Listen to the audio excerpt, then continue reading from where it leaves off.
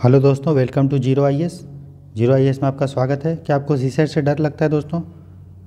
क्या आपको लगता है कि यार ये मैं हिंदी मीडियम का हूँ इसीलिए मुझसे सीसेट सॉल्व नहीं होता है?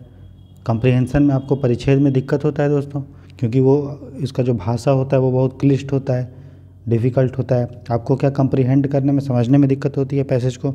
कोई बात नहीं दोस्तों, मैं हूँ ना दोस्तों, क्यों टेंशन लेते हैं आप?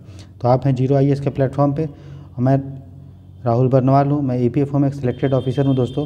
साथ ही साथ मैंने यूपीएससी का मेंस 2020 में दिया है और यूपीपीसीएस का मेंस जो है दोस्तों 2021 में दिया है। ठीक ये जो कोर्स है दोस्तों वो यूपीएससी प्रीलिम्स के लिए स्पेसिफिक रूप से इंपॉर्टेंट होगा, जहाँ पे सीसेट का पोर्शन है। साथ ही साथ ईपीएफओ में जो इंग्लिश का पोर्शन आता है दोस्तों, जिसमें कंप्रीहेंशन तो नहीं आता है लेकिन बाकी मैथ्स और बेसिक जो इंग्लिश आते हैं उसके लिए भी इंपॉर्टेंट होगा। ये कोर्स को प्रेजेंट कर रहा हूँ मैं राहुल बर्नवाल। ये हमारा आज का चौथा लेक्चर है और इसका पीडीएफ टेलीग्राम चैनल पे ऑलरेडी दे दिया जा चुका है, जिसका लिंक मैं डिस्क्रिप्शन बॉक्स में इस वीडियो के डाल दूंगा। ये लेक्चर हिंदी और इंग्लिश दोनों में है दोस्तों। ठीक है, तो जीरो आईएएस का जो प्लेटफॉर्म है दोस्तों, ये आपके लिए बहुत इनिशिएटिव को लेके आया है। ठीक है, सबसे पहले अगर आप इसका प्लेलिस्ट में जाएंगे तो आपको वहाँ पे मृणाल सर का लेक्चर आपको मिल जाएगा। ठीक है, हिंदी में, ठीक है, एक्सप्लेनेशन के साथ। उसके बाद आपको लक्ष्मीकांत का भी मिल जाएगा लेक्चर। ठीक है, पीटी 365 करेंट अफेयर के लिए आपका जो है मैंने पॉलिटी का कंप्लीट कर दिया है। इसके अलावा ये सीसेट का लेक्चर है। साथ ही साथ जीएस का जो पोर्शन होता है दोस्तों, उसमें हम लोग डीपीपी एक कोर्स चलाए हैं, डेली प्रैक्टिस पेपर, जहां हम लोग 25 से 30 क्वेश्चंस को डेली डिस्कस करते हैं। एक बार आप प्लीज़ इसको देखिएगा डीपीपी को जाके। मुझे उम्मीद है और ख़ुद पे विश्वास है कि एक बार अगर आपने डीपीपी को देखा तो आप तुरंत इस चैनल को जो है सब्सक्राइब कर लेंगे, क्योंकि इस तरह से क्वेश्चंस का डिस्कशन हुआ है दोस्तों कि प्रीलिम्स में जिस टाइप का हमको क्वेश्चन सॉल्व करना होता है वो आपको बताया गया है कि नॉलेज के आधार पे, ट्रिक्स लगा के, लॉजिक के आधार पे किस तरह से क्वेश्चन को सॉल्व करते हैं। यूपीएससी प्रीलिम्स निकालने के लिए ये ज़रूरी नहीं है कि आप बहुत पढ़ें, लेकिन हाँ उतना बेसिक पढ़िए, उसके बाद क्वेश्चंस को प्रैक्टिस कीजिए। तो क्वेश्चन को किस तरह से सॉल्व करना है ये आपको टेक्निक मैं सिखा रहा हूँ। अभी तक लगभग 200 क्वेश्चंस का हम लोग प्रैक्टिस कर चुके हैं सभी सब्जेक्ट का, पॉलिटी का, हिस्ट्री, ज्योग्राफी, इकोनॉमिक्स, इन्वायरमेंट, ये सबका मिला के टोटल 200 से प्लस क्वेश्चंस प्रैक्टिस हो चुके हैं। और हम लोग का टारगेट है कि प्रीलिम्स जब तक आएगा यूपीएससी का चाहे ईपीएफओ का, तब तक हम लोग जो है 7000 क्वेश्चंस को लगभग कंप्लीट कर लेंगे। और जो जनरली दोस्तों कट ऑफ जाता है यूपीएससी का हो या ईपीएफओ का हो, वो 70% से ऊपर आज तक नहीं गया है। सिविल सर्विस में तो कट ऑफ 50% जाता है दोस्तों प्रीलिम्स में, मतलब आपको 200 में से कितने मार्क्स लाने होते हैं? 95 से 100, इतने में लाओगे तो हो जाएगा। मतलब नेट आपको 50 से 55 क्वेश्चन सॉल्व करना होता है। ठीक है, अगर आप 7000 क्वेश्चन प्रैक्टिस करके जाएंगे तो मुझे नहीं लगता है कि आपको प्रीलिम्स निकालने में या ईपीएफओ का एग्ज़ाम क्रैक करने में कोई भी दिक्कत होगा। ऐसा मैं क्यों बोल रहा हूँ?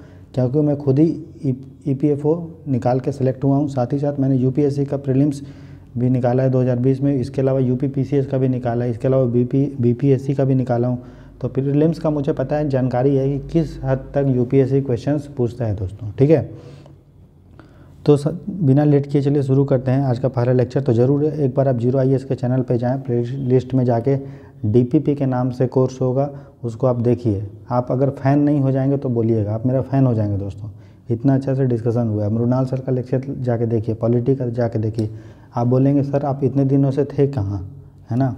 तो ठीक है, ये चैनल को बनाए हुए मात्र जो है 15 दिन हुआ है दोस्तों, 15 से 20 दिन, और इसके सब्सक्राइबर 2200 से प्लस हो गए।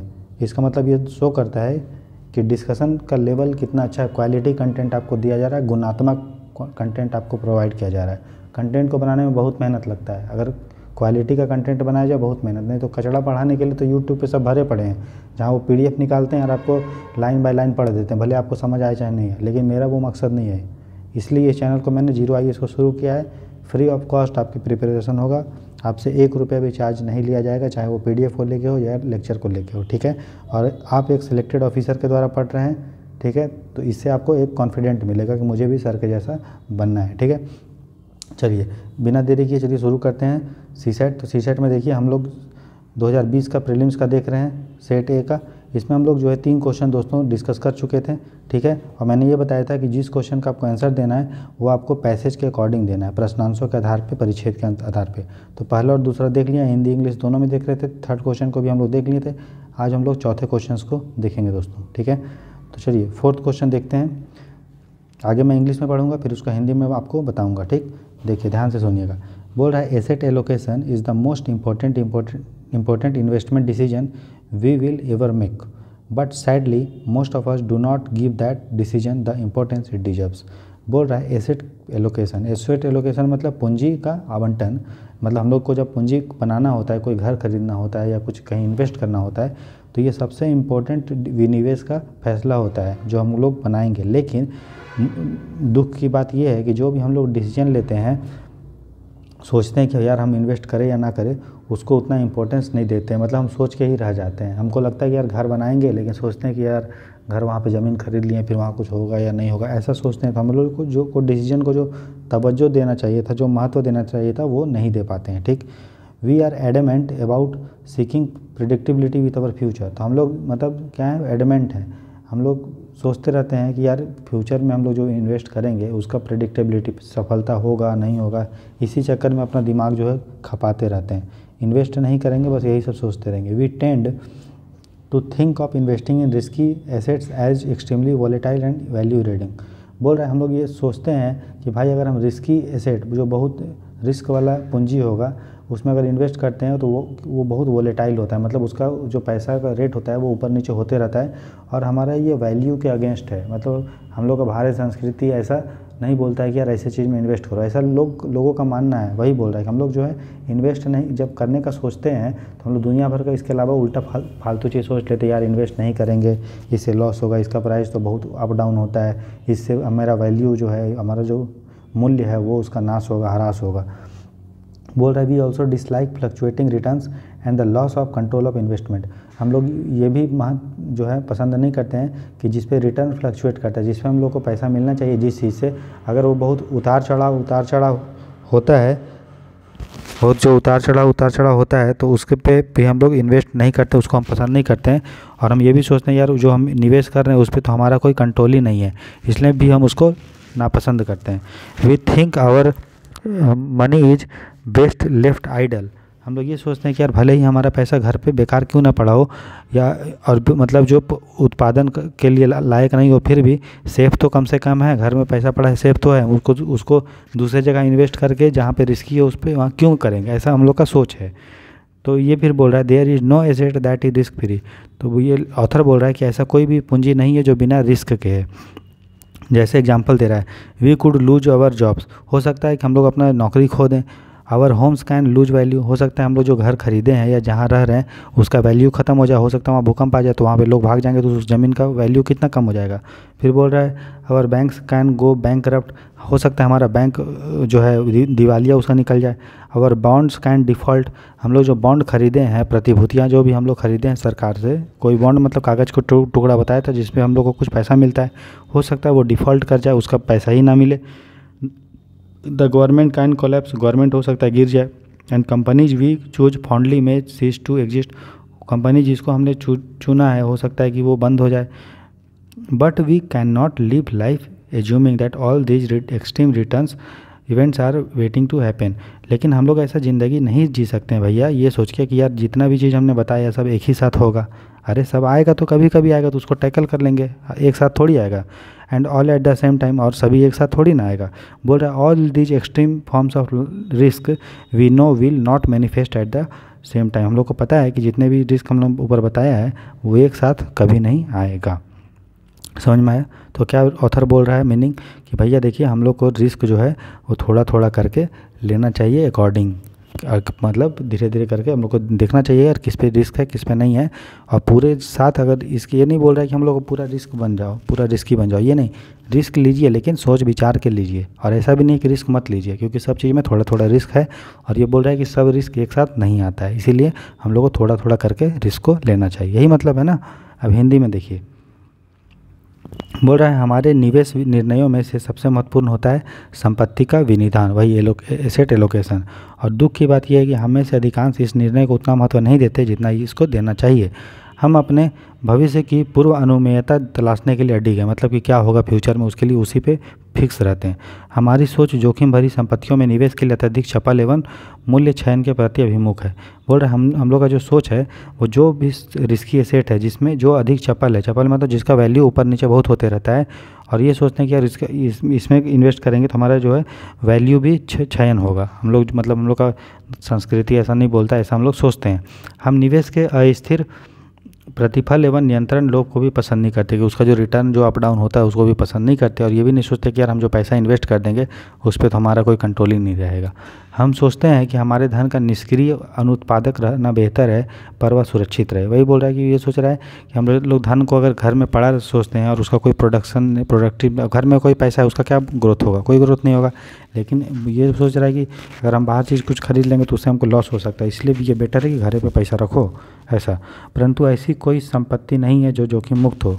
हम अपने रोज़गार को खो सकते हैं, हमारे घर अपना मूल्य खो सकते हैं, हमारे बैंक दिवालिया हो सकते हैं, हमारे बॉन्ड भुगतान से चूक सकते हैं, सरकार गिर सकती है और हमारे मन मुताबिक चुनी हुई कंपनियों का अस्तित्व समाप्त हो सकता है। तो वही ऑथर बोल रहा है कि तुम इतना जो सोच रहा है अरे भकलोला, ऐसा कुछ चीज़ है जो तो कुछ रिस्क नहीं है। तुम जॉब खो सकता है, कंपनी तुम्हारी बंद हो सकती है, सरकार गिर सकता है, तुम्हारा घर का वैल्यू कम हो सकता है। तो इसका मतलब ये थोड़ी ना है कि रिस्क नहीं लोगे, रिस्क लोगे लेकिन सोच समझ के लो, ठीक है। ऐसा नहीं कि भी जेम्स बॉन्ड बन के आग में कूद जाओ फिर निकल जाओ, ऐसा नहीं। देखो अपने अकॉर्डिंग जो भी तुम्हें अच्छा लगता है, रिस्की है हल्का फुल्का, उसको लेना चाहिए लाइफ में।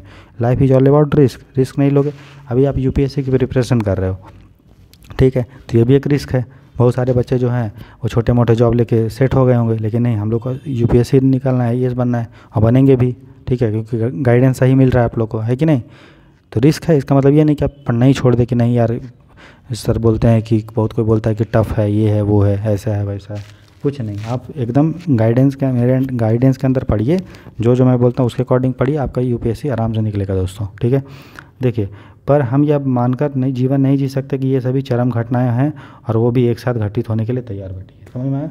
इसका मतलब ये नहीं कि सब एक ही साथ आएगा। हम जानते हैं कि जोखिम के ये सभी चरम स्वरूप एक साथ प्रकट नहीं होते। समझ में आया? वही है।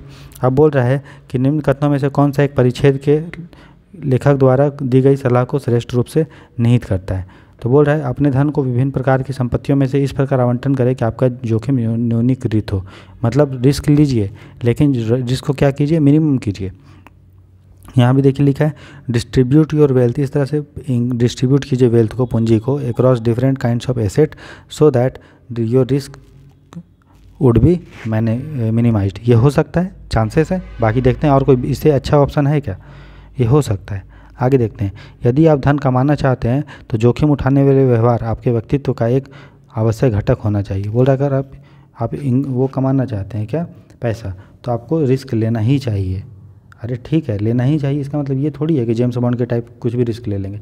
ये देखिए कितना अच्छा बोल रहा है। ये बोल रहा है कि यार अगर हम धन को आवंटन करें इस तरह से कि जोखिम न्यूनीकृत हो तो उससे हम जो है ग्रोथ कर सकते हैं, ठीक। तो ये उससे कम सूटेबल है, हो भी सकता है। ये अगर बोलता है इसमें कि सबसे बड़ा श्रेष्ठ रूप से निहित करता है, आपको ये देखना पड़ेगा। तो जोखिम न्यूनीकृत हो, अब बोला भी सब जोखिम जो एक टाइप नहीं आता है, तो इस टाइप से काम को सोच के करना है। उसके बाद बोल रहे हैं कि risk taking behaviour should be a necessary component of your personality if you want to generate wealth. बोल रहा है बिना रिस्क नहीं होगा तो आप वेल्थ कमा ही नहीं पाओगे, ठीक है। तो ये हमारा गलत है। ऑप्शन देखेंगे तो सही है, लेकिन क्या ये श्रेष्ठ ऑप्शन है?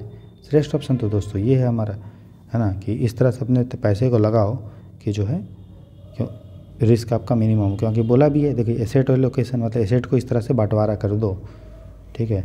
उसके बाद है while making investment find a trustworthy asset management organisation which would manage your wealth for you. बोल रहा है अगर आपको इन्वेस्टमेंट करना है तो आप एक इसके लिए पूंजी प्रबंधक एक संस्था को खोल लो जो तुम्हारे लिए पैसा कमा के अरेंज करे। भाई ऐसा कुछ बोला गया क्या? कहीं भी एसेट मैनेजमेंट ऑर्गेनाइजेशन का उल्लेख है? नहीं है।